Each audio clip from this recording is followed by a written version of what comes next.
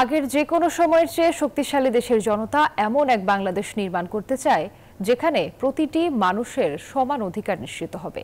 একথা জানিয়ে প্রধান উপদেষ্টা অধ্যাপক মোহাম্মদ ইউনূস বলেছেন, ৫ আগস্ট ছাত্র জনতার বিজয় যে নতুন বাংলাদেশ গড়ার সুযোগ তৈরি করেছে তা কাজে লাগাতে হবে। ১৮ ব্যক্তি ও সাফজয়ী নারী ফুটবল দলকে ২১শে পদক প্রদান শেষে কথা বলেন তিনি।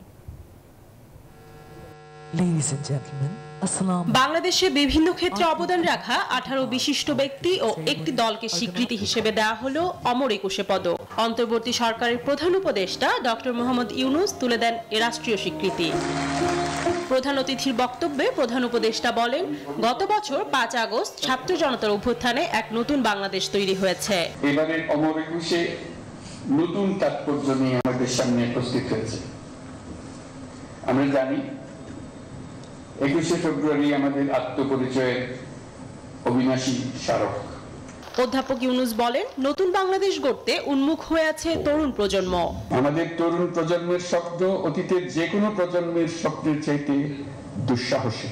নতুন পৃথিবী সৃষ্টিতে তারা নেতৃত্ব দিতে চায়, সেই নেতৃত্ব দেওয়ার জন্য তারা প্রস্তুত। ভাষা আন্দোলনের শহীদদের স্মরণে প্রতি বছর ২১শে পদক প্রদান করে বাংলাদেশ সরকার। ১৯৭৬ সাল থেকে শুরু হওয়া এই সম্মাননা দেশের বিশিষ্ট সাহিত্যিক, শিল্পী, শিক্ষাবিদ, গবেষক, সাংবাদিক, ভাষা সৈনিক, অর্থনীতিবিদ ও সমাজসেবীদের অবদানের স্বীকৃতিস্বরূপ প্রদান করা হয়ে আসছে। Desk report, news 24।